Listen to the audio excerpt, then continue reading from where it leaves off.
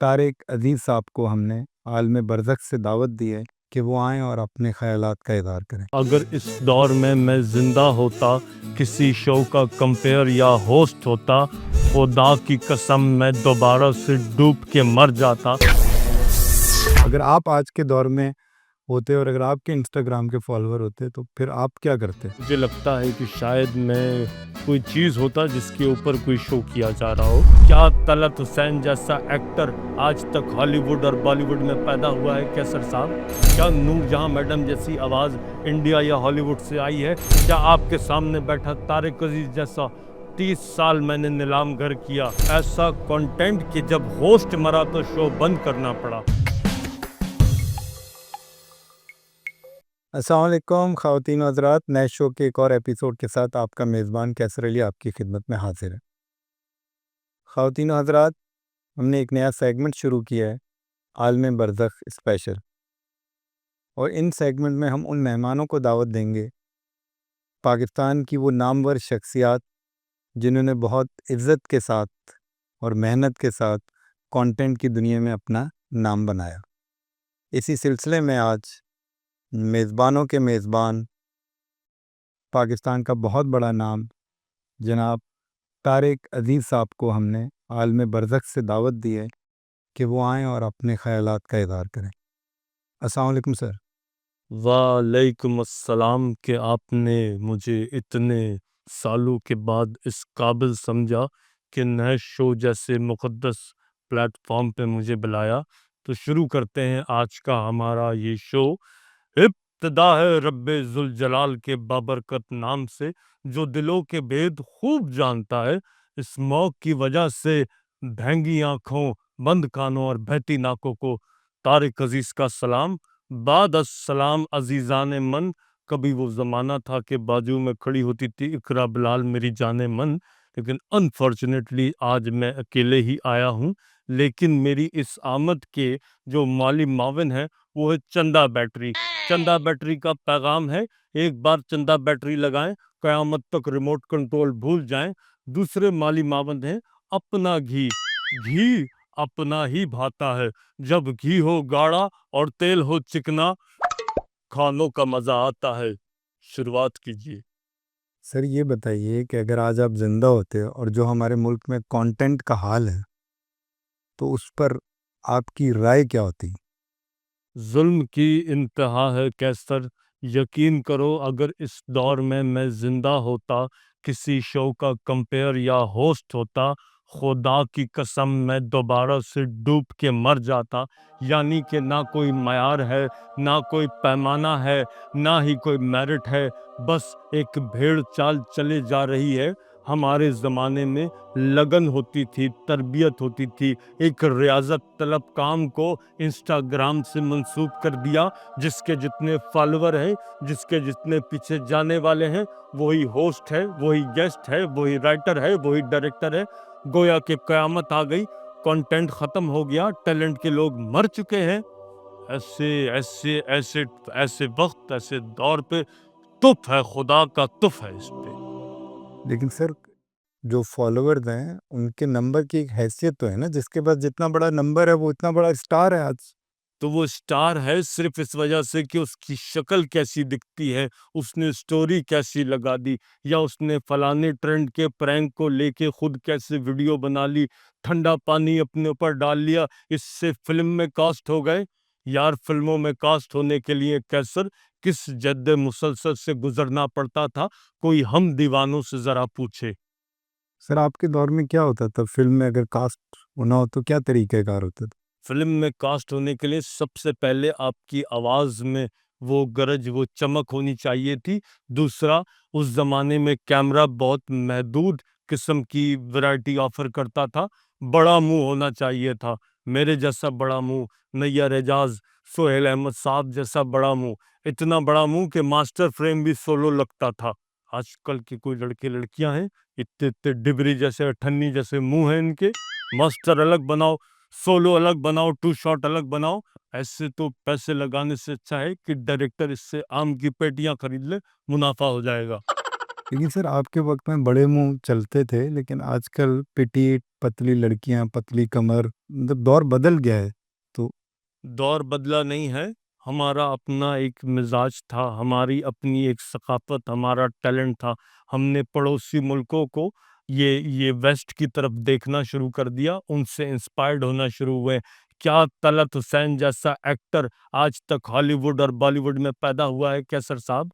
क्या नूरजहां मैडम जैसी आवाज इंडिया या हॉलीवुड से आई है? क्या आपके सामने बैठा तारिक अजीज जैसा 30 साल मैंने नीलाम घर किया, इतना ऐसा कंटेंट कि जब होस्ट मरा तो शो बंद करना पड़ा, इस कदर डेडिकेशन कन्विक्शन चाहिए होती थी। आप तो आज देख लें, आप हट जाएं तो कोई और संगे मरमर की मिट्टी से बना इंसान नैश पॉडकास्ट होस्ट कर सकता है। सर देखें, दौर बदल चुका है। उस वक्त आपके वक्त में ब्रांड की रिक्वायरमेंट और होती थी, आज ब्रांड की रिक्वायरमेंट और है। आज ब्रांड को 24 से 34 साल की ही एक ऑडियंस को कैटर करना होता है, तो इसलिए बहुत कुछ बदल चुका है। ब्रांड पे तो बाद में आएंगे, मैं बड़े ज़मानों बाद दुनिया में वापस आया हूँ, ज़रा फ्लो में आने दो। आपसे एक सवाल करना चाहूँगा, सवाल का जवाब दुरुस्त हुआ तो फिलिप्स ट्यूबलाइट का आपको कैपेसिटर मिलेगा। बताइए, अंगुश्तरी किसे कहते हैं, क्यों कहते हैं और कहाँ इस्तेमाल होती है? सर ये अंगुश्तरी खाने वाली चीज़ है या पहनने वाली? बहुत खूब। जिस तरह का क्रॉस क्वेश्चन किया है तो लगता है फाहशी और ओरियानियत वाली गुफ्तगू आप बहुत शौक से सुनना पसंद करते हैं। हिंट दे देता हूँ आपको, इससे पहना जाता है, पहन के आप डाल भी सकते हैं और डाल के कुछ निकाल भी सकते हैं। सर ये आप मुझे कह रहे हैं कि फहाशी की गुफ्तगू मैं करता हूँ? मैं जब जवाब दूंगा तो सानू लग पता जावेगा। सर बताएं अंगुश्तरी क्या होती है? अंगुश्तरी कहते हैं उंगली में पहने जाने वाली अंगूठी को। उंगली से घी डाल भी सकते हैं और घी डाल के निकाल भी सकते हैं। आप हार गए, आपको इस चीज़ पे अफसोस होना चाहिए। अलबत्ता कोशिश करूंगा कि प्रोग्राम मैनेजमेंट आपको कोई वाटर कूलर की टोटी दे दे। लेकिन सर एक बात को तो मानना पड़ेगा कि शोज जो हैं वो ब्रांड की वजह से चलते हैं। आपके शो के अंदर भी ब्रांड ही ब्रांड होते थे। अब ब्रांड की रिक्वायरमेंट बदल गई है, तो शायद इस वजह से ये सब कुछ हो गया। देखिए, हमारे ज़माने में ब्रांड की कोशिश होती थी कि कोई पैगाम, कोई सीख वाली चीज़ ऑडियंस तक जाए, उससे मुतासर होके वो लोग उस ब्रांड को खरीदने के लिए कायल हो सकें। आसान अल्फाज में इकबाल की ज़बान में तुम्हें बताऊं कैसर, परवाज़ है दोनों की एक ही फ़िज़ा में, करगस का जहाँ और है, शाही का जहाँ और है। ये हमारा ज़माना था और आज ये शेर अगर होता तो परफॉर्मेंस है दोनों की अलहमरा में, खुशबू का जहाँ और नरगिस का जहाँ और है। ये खुशबू और नरगिस से आप उस तरफ इशारा कर रहे हैं? बिल्कुल मेरा उसी तरफ इशारा है जिस तरफ आप पहुंच गए। सर ये आप आलम बरज़ख में होके खुशबू और नरगिस को कैसे जानते हैं? मतलब मुझे थोड़ा सा बताइए। ये अलहमरा के ओपन थिएटर में परफॉर्म करती हैं। मैं आलम बरज़ख में हूँ, तो छत खुली होती है, ऊपर से पूरा थिएटर दिखाई देता है और उधर करने को कोई काम नहीं है। ऊपर अलग वखरे मसाइल हमारे खुले पड़े हैं, तो हम भी नीचे से वो दुनिया वालों को देख रहे होते हैं। तो सर आप वहाँ जाके भी नरगिस और खुशबू को को भी को भी नरगिस खुशबू को भी देख रहे होते हैं, सियासत को भी देख रहे होते हैं, मैचेस भी देख रहे होते हैं। जितनी चीज़ें ओपन एयर हो रही हैं हमें दिखाई देती हैं, उधर मामला ज़रा मुख्तलिफ हैं यार कैसर। मैं असल में एक-एक कैप्स्टन की सिगरेट के बदले में पूरे-पूरे अल्लामा इकबाल के दीवान सुन के ये कहता था कि फलाँ मिसरा गलत है, तुम डिस्क्वालीफाई हुए। मुझे पता नहीं चलता था, लोग कस-कस के मुझे बददुआएँ देते थे। मैं तो ऊपर हाज़िरियाँ भुगत रहा हूँ। लेकिन सर आपके दौर में ना इतना पैसा नहीं था कि आप तो एक छोटे से इनाम के लिए 10-10 शो कर देते थे। खुदा अब ऐसे ही। तो बहुत आसानी हो गई है, तो अगर आप आज के दौर में होते और अगर आपके इंस्टाग्राम के फॉलोअर होते, तो फिर आप क्या करते? देखिए, अगर मैं आज के ज़माने में होता, तो मुझे लगता है कि शायद मैं कोई चीज़ होता जिसके ऊपर कोई शो किया जा रहा हो। मैं खुद तो नहीं कर सकता था। देखिए, हम अगर किसी को गाड़ी देते थे, तो 12 एपिसोड का एक क्वालीफाइंग राउंड होता था। मतलब बैतबाज़ी का मुकाबला नीलाम घर में जीतने वाला अपने ज़िले का शाहरुख खान और वहीद मुराद कहलाता था। उसका एक नाम होता था और आज तो कुछ बचा ही नहीं है। टिकटॉक का गंदा शेर सुना दें, यूं करके 70 सीसी मोटरसाइकिल मिल जाती है। शादी 3 दिन पहले हुई है, कोई जोड़ा मौजूद है, आ जाओ ये लो मेहरान गाड़ी तुम्हारी हुई। यानी कि हलवा बना दिया है। हम थे तो चीजों की कदर भी थी। लेकिन सर ऐसी बात नहीं, मतलब आज भी कुछ अच्छे शो हो रहे हैं। एक जैसे कि जीतो पाकिस्तान में फहद मुस्तफ़ा का शो आता है। ओ, तो वाह, यानी कि आपने शो के 12वें मिनट में मेरी खोपड़ी घुमा दी है। फहद मुस्तफ़ा का कोई ढंग का शो आता है यार? आप बताएं मेरे शो से क्या मशहूर हुआ? इब्तिदा है रब्बे जुल जलाल के बाबरकत नाम से, पाकिस्तान जिंदाबाद। बिल्कुल। और ये फहद मुस्तफ़ा जो बैठे अक्सर ये डिजिटल चैनल्स पे कह रहे होते हैं कि कंटेंट क्रिएटर्स के पास कंटेंट खत्म है, जाती जिंदगी पे गुफ्तगू हो रही है। तो भाईजान जरा बताइए, जीतो पाकिस्तान में ये क्या होता है? ढक्की डिक्की ढक्की डिक्की ढक्की डिक्की ढ ये फारसी जबान का लफ्ज है क्या? ये अरब कबाइल बोला करते थे ढक्की डिक्की। और ये क्या होता है, मैं खोलूं के ना खोलूं? सर वो असल में डब्बा जब खोलने लगते हैं तो डब्बा भी बोलते हैं ना कि डब्बा खोलूं या ना खोलूं, बोलते हैं सिर्फ खोलूं या ना खोलूं। कोई चीज गिफ्ट देनी है तो कस के चीख रहे होते हैं, कहाँ है लड़कियां, कहाँ है लड़कियां। ये सब जब कर रहे होते हैं और इधर कंटेंट नहीं बन रहा, तो आप क्या उधर डांग फिरवा रहे हैं? सर डांग में समझे नहीं। डांग फेरना कहते हैं पंजाबी में कि एक डंडा पकड़ा और किसी की रख के डांग फेर दी। आसान अल्फाज में डांग फेर दी। ये मैं समझा नहीं। ये मैं शो अभी 13वें मिनट में दाखिल हुआ है। मैं आपको वक्तन फवक्तन गाहे बकाए डांग के ऊपर आला तालीम देता रहूंगा। बहरहाल फाज साहब को शर्म आनी चाहिए, दूसरों को कंटेंट बोलते हैं। अभी इनका हाल ही में ड्रामा वायरल हुआ है, क्या नाम है उसका? कभी मैं और कभी तुम। कभी मैं और कभी तुम। माशाल्लाह, नाम ही कुछ नहीं था। राइटर से डायरेक्टर ने मिलना था तो कहा नाम क्या रखे, कहता कभी मैं रख दूंगा कभी तुम रख देना। आधे शाहिद कपूर आधे शाहरुख खान बन गए, सामने वो गुलाबी लड़की हानिया आमिर बिठा ली। ये कंटेंट होता है? दफा करें। कंटेंट था काबली पुलाव ड्रामे में, वीएचएस की कैसेट टाइट करने वाली अठन्नी जैसा मुंह है तो शाम साहब का, लेकिन उफ उफ उफ, क्या एक्टिंग की है बाबे ने।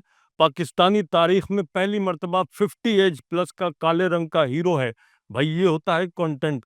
ये क्या आपने गुलाबी लड़कियां डाल ली, बाल फैला लिए कि मैं शाहिद कपूर हूं ये वो? ऐसे थोड़ी होता है यार, मेरी हट जाती है ऐसी बातों से। लेकिन सर वो उस गुलाबी लड़की को देख के अच्छे खासे लड़के उसके फैन हैं। आप गुलाबी लड़की की फैन बेस से इनकार तो नहीं कर सकते ना। मेरे साथ जो शो में इकरा बिलाल खड़ी होती थी वो क्या ग्रीन कलर की थी? वो भी गुलाबी थी, लेकिन अपना टैलेंट होता है कि अपनी तरफ मुतवज्जा किया। आपको याद है मेरे शो में जो सात खातून खड़ी होती थी उनका नाम क्या था? अभी आपने बताया इकरा बिलाल। मैंने बताया, आपको तो याद नहीं था क्या? वो आपको दिखाई नहीं देती थी? आपकी आंखों पे पट्टी बंधी हुई थी। सर वो आप ही आप नजर आ रहे होते तो हमारा इकरा बिलाल पे हमारी नजर कैसे तो जाती। मैं मेहनत करता था कि मैं आप ही आप नजर आऊं भाई।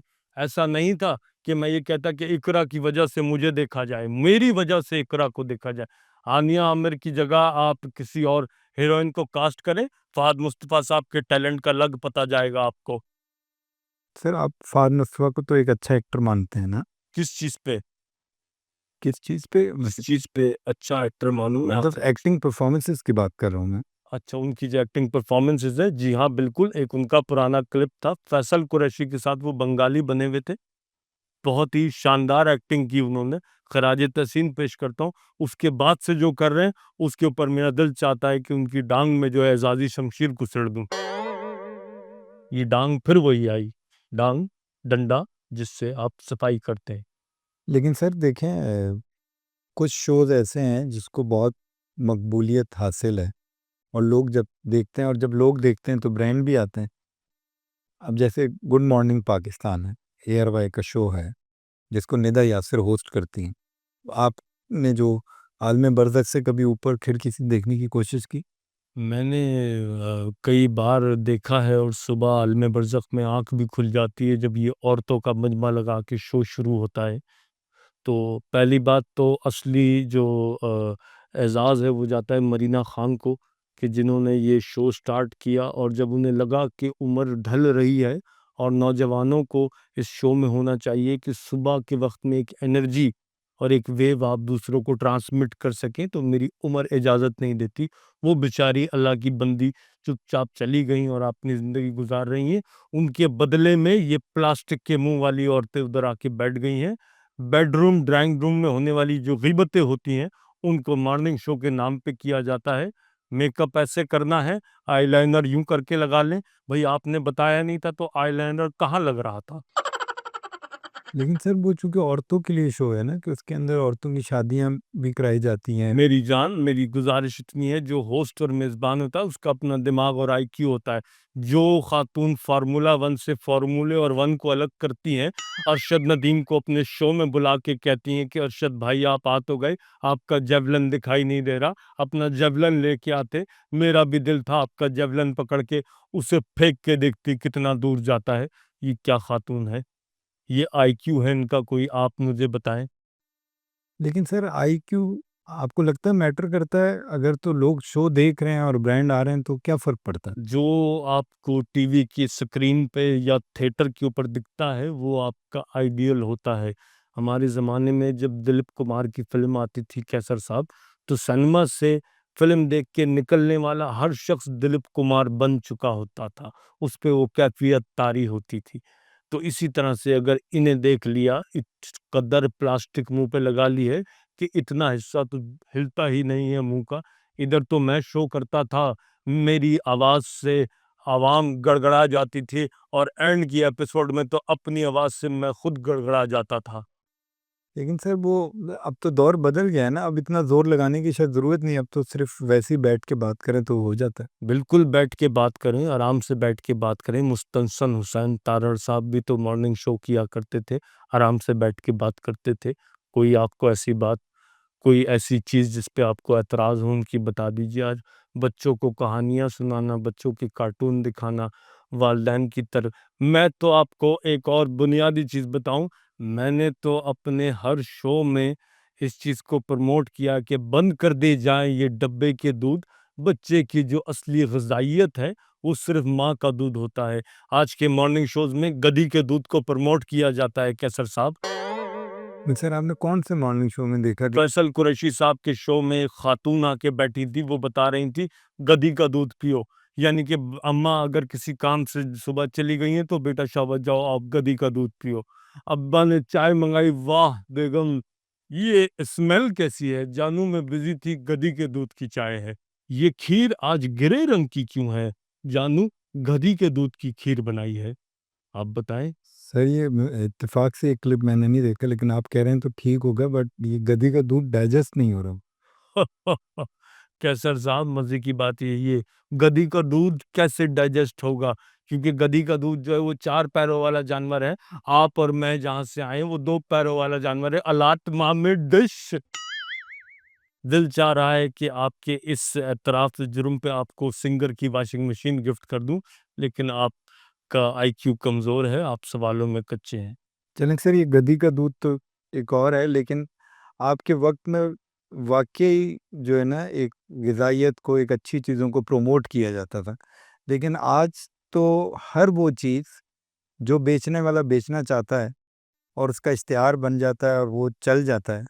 तो उसके बारे में क्या कहते हैं कि अब तो ये अब डब्बे का दूध बहुत ही कॉमन है?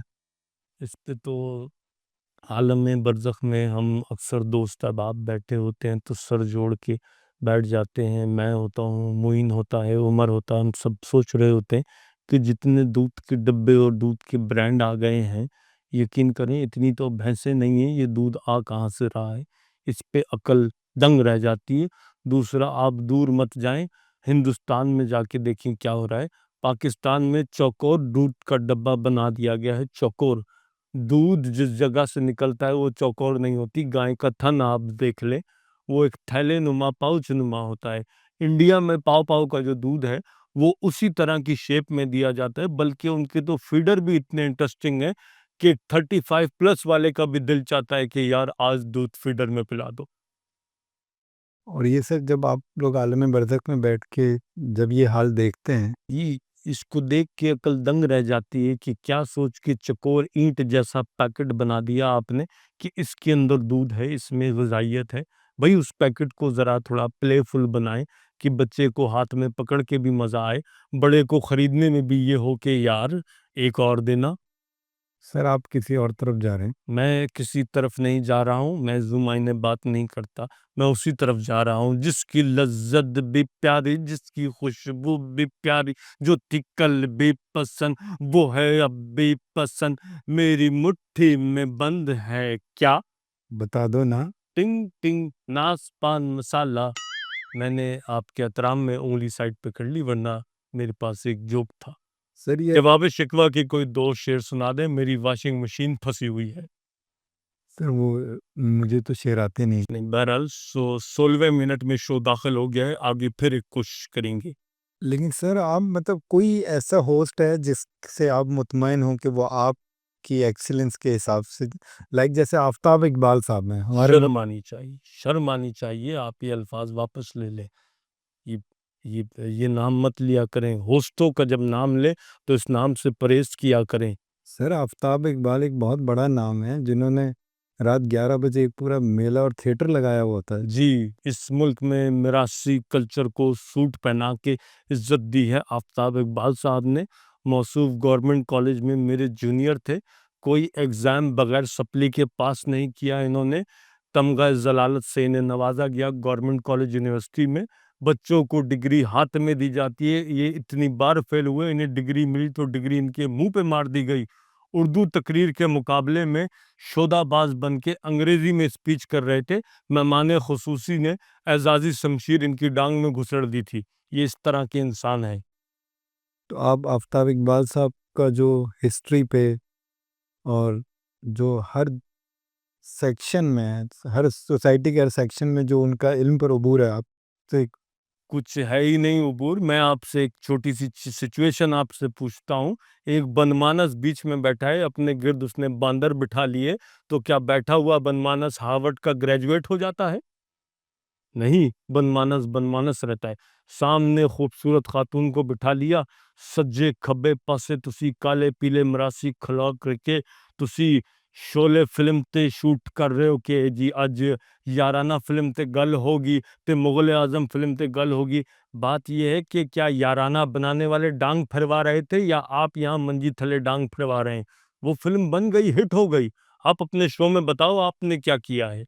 किसी काम के आदमी नहीं है, यकीन माने। लेकिन सर ये जो इतने कॉमेडियन को उन्होंने चांस दिया और एक जगह से एक पूरा स्लॉट एस्टेब्लिश किया। ये जितने कॉमेडियंस हैं, यकीन करें, ये एक-एक थिएटर पे एंट्री पे इससे ज़्यादा पैसा कमा लेते हैं। सिर्फ़ और सिर्फ़ इन कॉमेडियंस को स्क्रीन मज़ीद मिलना शुरू हुई। माली तौर पे ये आपसे और मुझसे ज़्यादा मज़बूत हैं। यकीन नहीं करें, मैं नाम नहीं ले सकता, लैंड क्रूज़रों के मालिक हैं ये। और मैं तो यकीन करें, मैं जब लैंड क्रूज़र आई, तो मैं खुद अंडर द लैंड जा चुका था।